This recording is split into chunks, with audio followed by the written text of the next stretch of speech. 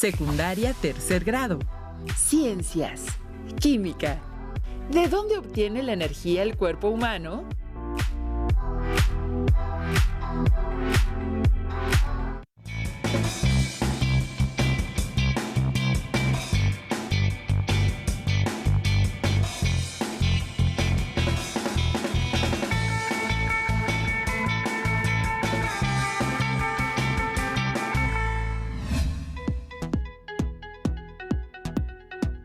Bienvenidos alumnas y alumnos a esta sesión de la asignatura de Ciencias Química. Es un gusto estar con ustedes en Aprende en Casa 3 para seguir aprendiendo en el mundo de la ciencia. Mi nombre es Almabelia Lora Ángel. Y el mío, Álvaro Fernando Calderón Calderón. Recuerden, lamentablemente la emergencia sanitaria no ha terminado. Cuídense por favor, estando en casa en la medida de lo posible y lávense las manos frecuentemente con suficiente jabón por al menos 20 segundos. Si no disponen de agua y jabón, utilicen gel con una concentración de 70% de alcohol. Antes de iniciar, queremos compartir con ustedes una frase de la astrónoma mexicana Silvia Torres Castilleja. No iba hacia la astronomía. No fui una astrónoma aficionada y no estaba particularmente atenta a los astros.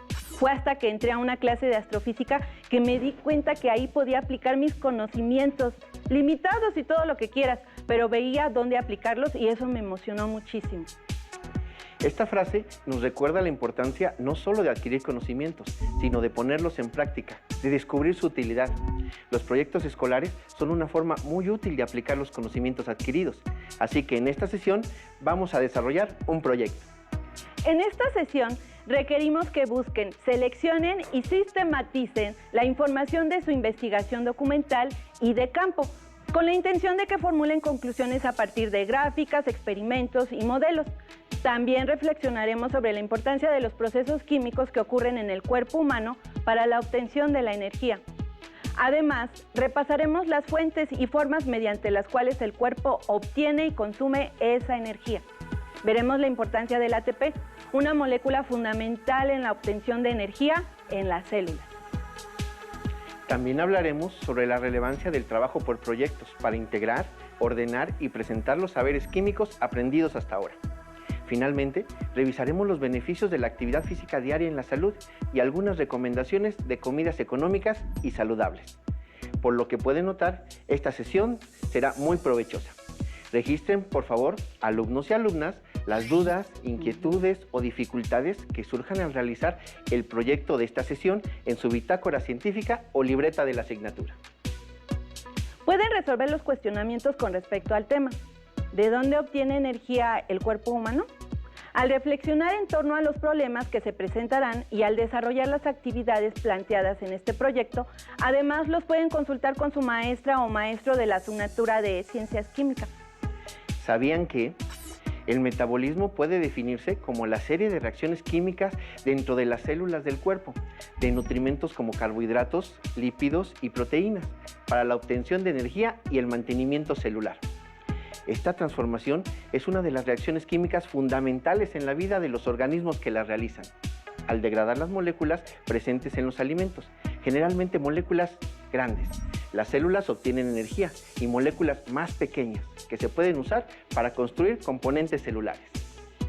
Los materiales que vamos a utilizar en esta sesión son los siguientes: su libro de texto de ciencias con énfasis en química, su cuaderno de notas de la asignatura con la fecha y el título de nuestra sesión. Recuerden que es su bitácora científica. Entre profes.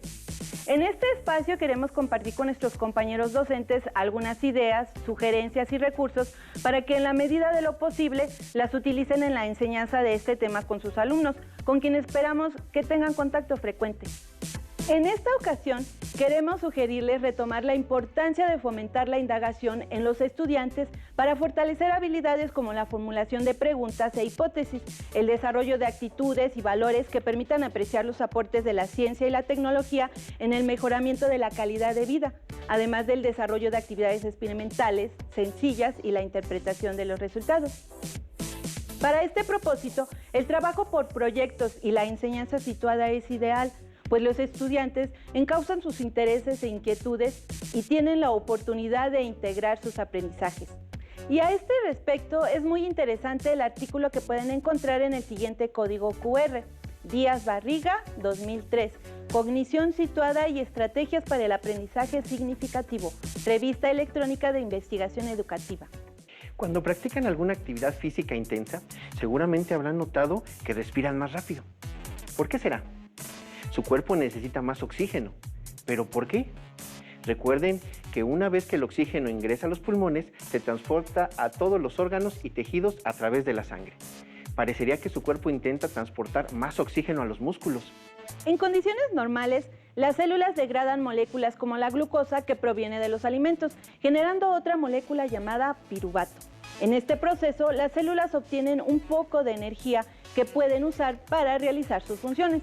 Este proceso de degradación de moléculas de los nutrimentos para obtener energía requiere de oxígeno. Así que, si la demanda de energía aumenta cuando se realiza una actividad física intensa, aumenta la demanda de oxígeno. Pero, cuando realizamos mucho ejercicio por un buen rato, ¿qué pasa con sus músculos? ¿Empiezan a sentir algo? ¿Dolor, por ejemplo? Aquí viene un dato interesante para garantizar que la célula tendrá energía suficiente cuando realizamos mucho ejercicio. También se obtiene energía mediante otro proceso que genera un compuesto llamado ácido láctico. Este compuesto es responsable del dolor que sentimos en el músculo y que muchas veces nos hace detenernos, ya que se cree que al irse formando se cristaliza. Esta es la causa del dolor. ¿Has sentido ese dolor muscular al realizar ejercicio intenso? ¿Por qué imaginaban que sucedía esto? Pues ahora ya saben a qué se debe. Imaginen a un deportista que realiza entrenamientos intensos todos los días. ¿Qué necesitará para aguantar ese ritmo de actividad física diaria? Claro, necesita más energía y por lo tanto necesita consumir más alimentos que se la proporcionen. Sabemos que de los alimentos se obtiene energía, pero ¿se han preguntado alguna vez qué le ocurre a los alimentos una vez que los ingerimos? Los alimentos son metabolizados por el cuerpo, pero ¿qué es el metabolismo? Acompáñenos para conocer el funcionamiento básico y las principales reacciones químicas que están ocurriendo en el interior de nuestras células para obtener energía de los alimentos. Observen con atención el siguiente video. Las células producen la energía para que los seres vivos podamos realizar nuestras funciones vitales. La energía se genera mediante procesos en los que se transforman los nutrientes de los alimentos en presencia del oxígeno que proviene de la respiración. ¿En qué organelo de la célula ocurre esto? Principalmente en las mitocondrias. Ahora veamos cómo se genera la energía a partir de los nutrimentos de los alimentos. En las células de las plantas, de los animales y del ser humano, se encuentra el organelo denominado mitocondria, que obtiene la energía de los nutrimentos en presencia de oxígeno, mediante el metabolismo de varias sustancias a través de dos procesos, el catabolismo y el anabolismo, los cuales son procesos acoplados. En el catabolismo se rompen sustancias en otras más sencillas, como la glucosa en piruvato. Entonces, se libera la energía almacenada en las sustancias y se utiliza para distintas funciones a diferentes niveles. A nivel celular, se genera calor y se lleva a cabo la división celular y la secreción de sustancias. Y a nivel de los organismos, los animales y los seres vivos, podemos caminar, respirar y eliminar sustancias por la piel y por otros órganos del cuerpo, mientras que las plantas realizan funciones vitales como su reproducción. En el anabolismo, la célula elabora sustancias complejas a partir de sustancias más simples. Por ejemplo, forma proteínas a partir de aminoácidos. Este proceso es fundamental para que las plantas, los animales y los seres humanos generemos células nuevas y reservas de energía, a fin de que podamos crecer y desarrollarnos. Todos los alimentos que ingerimos deben aportarnos los 3 nutrimentos principales: proteínas, carbohidratos y lípidos, así como vitaminas, minerales y agua simple potable. Recuerden, cuando ingerimos alimentos, estos son degradados y absorbidos en el sistema digestivo. Luego se distribuyen en la sangre a todo el cuerpo y llegan a las células. Mediante la ruptura de los enlaces químicos que forman estas moléculas grandes, se obtiene energía que la célula puede almacenar o utilizar en distintos procesos. Como en un laboratorio de química, en las células hay reacciones que liberan energía y otras que absorben energía, a las que llamamos exotérmicas y endotérmicas respectivamente. La diferencia entre estos tipos de reacciones lo revisamos ya en la sesión ¿Cómo explico los intercambios de energía en las reacciones químicas? ¿Han pensado que cuando quemamos algo, digamos papel, para que se lleve a cabo la combustión necesitamos la presencia de oxígeno y energía en forma de chispa para iniciar la reacción? Observen con atención el siguiente video y reflexionen sobre el ejemplo anterior.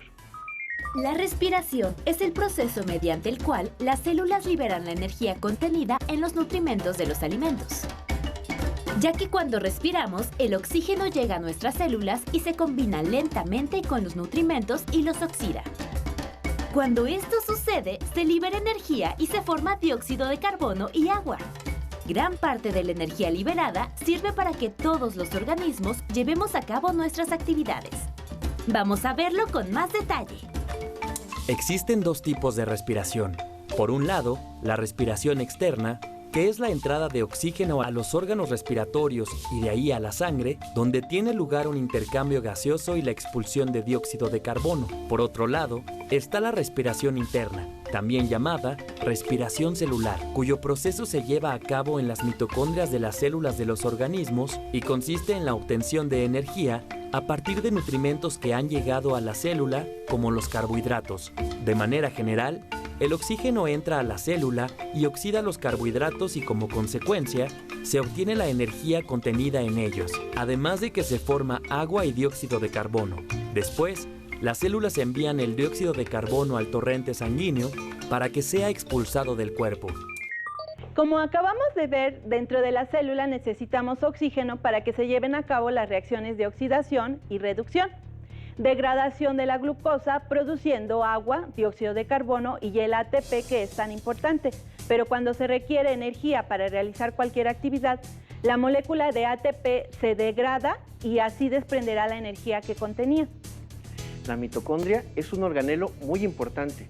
Es nuestra planta de poder, ya que provee de energía a la célula, puesto que ahí es donde se lleva a cabo la formación de ATP gracias al oxígeno. Observen atentamente la siguiente imagen. Los alimentos que elegimos para nuestro consumo a nivel macroscópico observable a simple vista tienen impacto en las funciones celulares en el nivel microscópico, que como ya vimos, es de vital importancia. Finalmente, este mundo de procesos de reacciones químicas que no podemos observar es representado mediante símbolos, los símbolos químicos. De acuerdo con una investigación publicada en el año 2016, un cuerpo humano promedio de 70 kilogramos está conformado por 30 billones de células. ¿Qué tan grande es esa cantidad? Si la población mundial actualmente es de más de 7.800 millones y contando. Ahora imaginen 30 billones de células que componen nuestro cuerpo y eso sin contar las bacterias que también se encuentran en nosotros. Vamos a comenzar nuestro proyecto. Hay que recordar los 3 tipos de proyectos en ciencias. Los proyectos científicos, que nos ayudan a describir, explicar y predecir los procesos naturales en su entorno. Los proyectos tecnológicos, que estimulan la creatividad en el diseño y construcción de objetos, así como su utilidad. Los proyectos ciudadanos, que contribuyen a valorar de manera crítica las relaciones entre la ciencia y la sociedad. Y también de manera muy breve, recordemos las etapas de un proyecto. Número 1, planeación. En esta etapa se plantean preguntas y se define el propósito del proyecto. Número 2, desarrollo. En esta etapa se realizan actividades como consultas, entrevistas, experimentos o construcción de artefactos o dispositivos. Número 3, comunicación. Es el uso de diversos medios para compartir aprendizajes o productos. Número 4, evaluación. Es el registro de todo el proceso y deben reconocerse los logros, dificultades y oportunidades para seguir aprendiendo. Ya que repasamos las etapas del proyecto, podemos comenzar con la planeación. En la primera parte de la planeación hay que definir qué es lo que vamos a hacer.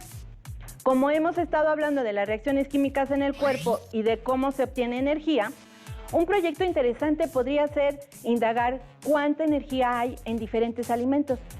Sería interesante saber, por ejemplo, si un pan aporta la misma cantidad de energía que una manzana. Para este proyecto les sugerimos partir de las siguientes preguntas.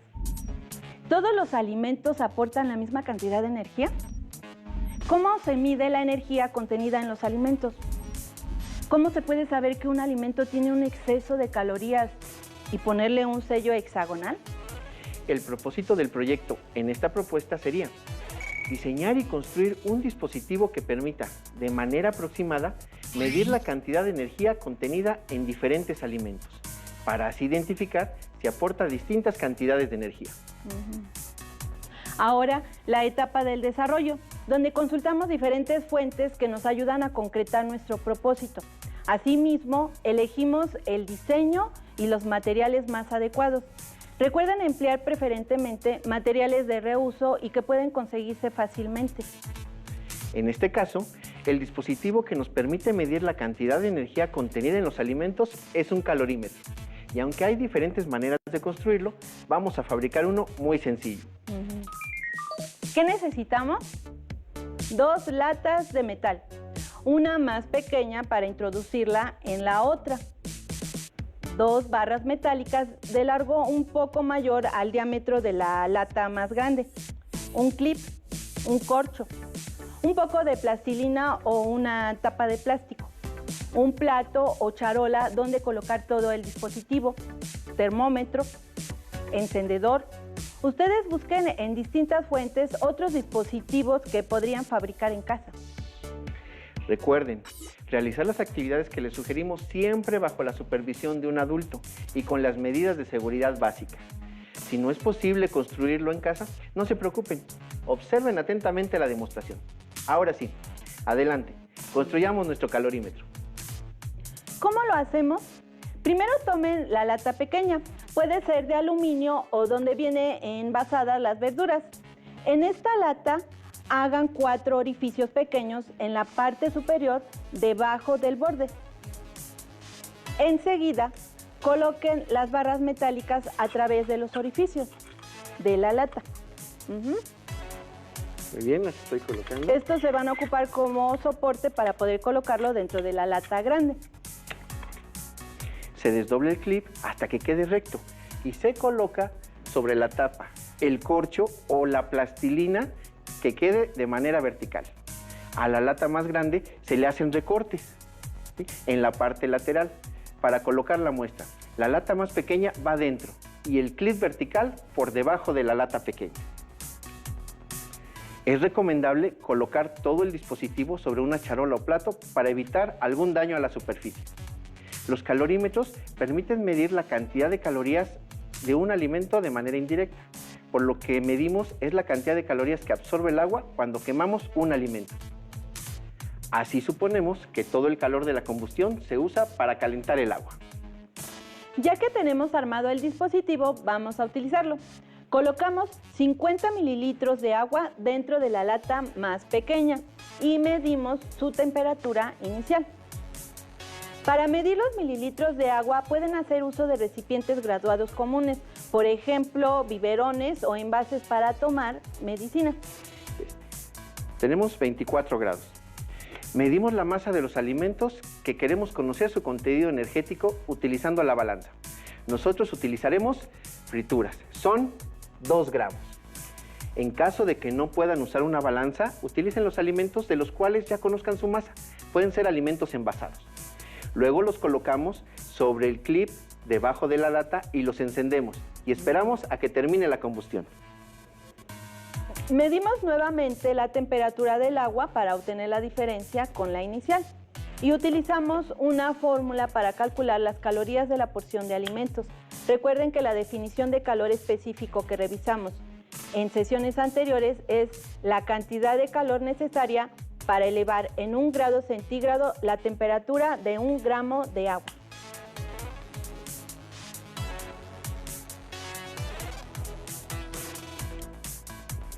Ya. Así Sí, es, maestro, ya aprendió. Así es. Ay, qué padre. En nuestra fórmula, la letra Q representa la cantidad de calor absorbida por el agua, es decir, las calorías que requirió la muestra de agua para elevar su temperatura. M es la masa de agua dentro de la lata. En el caso del agua, 1 gramo equivale a 1 mililitro. Esto facilita nuestros cálculos porque 50 mililitros de agua tienen una masa de 50 gramos. CE representa el calor específico del agua, que es la sustancia que colocamos dentro de la lata. En este caso es 1 caloría por grado centígrado. TI es la temperatura inicial del agua dentro de la lata. TF es la temperatura final después de la combustión de la muestra. De este modo, realizamos la sustitución. Si la temperatura del agua aumentó, esperamos a que termine la combustión, ¿sí?, para ver realmente cuántos grados aumentaron. Todavía se está quemando. Esperamos a que termine la combustión. Listo, terminó. Wow. Muy bien. Wow. Muy bien, aumentó 8 grados. Y con 50 gramos de agua, el calor absorbido es igual a 400 calorías. Como suponemos que el calor absorbido por el agua es igual al calor generado por la combustión, podemos decir que 2 gramos de frituras aportan aproximadamente 0.4 kilocalorías. Recuerden que en el caso de los alimentos se utilizan kilocalorías, es decir, 0.4 kilocalorías. ¿Cuántas kilocalorías tendrán 50 gramos de frituras? ¿Será igual el valor obtenido en la actividad experimental que el indicado en la envoltura de las frituras? Esta es una forma aproximada para medir el contenido energético de los alimentos. Sin embargo, nos permite establecer comparaciones entre los diferentes grupos de alimentos, que nos ayudarán a determinar cuáles alimentos aportan más energía. Pueden intentarlo con diferentes alimentos, como los que ven en pantalla, para expresar la comparación de los resultados en una tabla. Recuerden utilizar una masa conocida de agua y de su muestra de alimentos. En este caso de no haber construido el calorímetro, no se preocupen. Pueden investigar el contenido energético en diversas fuentes e incluso de otros alimentos. Para la etapa de comunicación, analicen sus datos, determinen qué tipo de alimentos aportan más energía y piensen cuáles pueden ser las razones. Analicen también si obtuvieron resultados extraños y cuáles pudieron ser las fuentes de error en la actividad experimental. Pueden compartir, comparar y discutir los resultados de su tabla con sus compañeros y su maestro de ciencias químicas por medio de alguna plataforma educativa, correo electrónico o red social, siempre con el permiso y supervisión de un adulto. Finalmente, para la etapa de evaluación, elaboren un organizador gráfico de su elección, como un mapa mental o cuadro sinóptico, con las dificultades que se presentaron al realizar su proyecto y cómo solucionarlas. Por ejemplo, revisen otros diseños de calorímetros y piensen qué tan distintos son respecto a su diseño. Discutan si creen que esas diferencias en el diseño pueden afectar la función del calorímetro y los resultados que obtengan en él. Acerca de esta misma temática, se puede desarrollar un proyecto de tipo ciudadano, ya que es de vital importancia para nuestra salud cuidar la calidad y cantidad de nutrimentos que ingerimos, pues de esto depende la energía disponible para el desarrollo de nuestras actividades. Entre nuestras actividades diarias, una indispensable para mantener una buena salud es la actividad física, que tiene múltiples beneficios como... Beneficios fisiológicos. Reduce el riesgo de padecer enfermedades cardiovasculares, tensión arterial alta, cáncer de colon y diabetes. Ayuda a controlar el sobrepeso, la obesidad y el porcentaje de grasa corporal. Fortalece los huesos y mantiene la densidad ósea. Fortalece los músculos y mejora la capacidad para hacer esfuerzos. Beneficios psicológicos. Mejora el estado de ánimo y disminuye el riesgo de padecer estrés, ansiedad, depresión y aumenta el autoestima. Beneficios sociales. Aumenta la autonomía y la integración social. Para todas las actividades que realizamos cotidianamente se necesita energía, incluso para estar de pie. Observen la siguiente tabla donde aparece la cantidad de kilocalorías necesarias para estas actividades. Recuerden que nuestro consumo energético debe estar en función de nuestra actividad física. La actividad física ayuda a evitar el sobrepeso y la obesidad, puesto que se requiere más energía. Sin embargo, hay muchos otros factores como los que se presentan en la imagen que también son importantes, por lo que deben ser considerados y actuar responsablemente en consecuencia. Para ayudar en la toma de decisiones, les recomendamos el siguiente recetario, donde encontrarán sugerencias de comidas saludables y económicas en la siguiente dirección electrónica, o utilicen su teléfono móvil para abrir el código QR. ¿Notaron las palabras que aparecían en pantalla durante el desarrollo de la sesión? Son los conceptos clave y nos ayudan a identificar las ideas principales tratadas en la sesión y las relaciones entre ellas. Para finalizar, observen el siguiente esquema sobre el trabajo por proyectos. En él se describen las etapas y las actividades en cada una de ellas. Recuerden que esta forma de trabajo permite integrar y movilizar los saberes, fortalecer su autonomía y reflexionar para la toma de decisiones. Cuando un coche se descompone porque se le ponchó una llanta, ¿compran un carro nuevo? No, ¿verdad? Lo que hacemos es cambiar la refacción por una nueva. Lo mismo hacen las células mientras dormimos. Cambian las refacciones que necesitan y esto se lleva a cabo gracias a los lisosomas presentes en todas las células, donde se acumulan los residuos o partes de la célula que ya no se utilizan.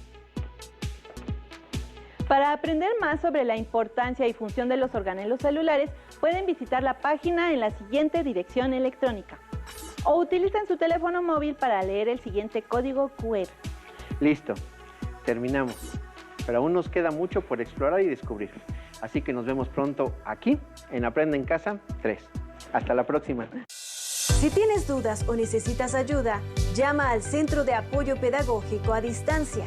El número de teléfono para secundaria es el 55 36 01 71 23. Si requieres consultar los libros de texto en versión digital, recuerda que los puedes encontrar en la página conalitec.cep.gov.mx. Y recuerda que también cuentas con el sitio aprendeencasa.cep.gov.mx, en donde podrás ver nuevamente los videos de los programas y además encontrarás actividades para fortalecer tus aprendizajes. También te invitamos a que consultes la plataforma nuevaescuelamexicana.cep.gov.mx.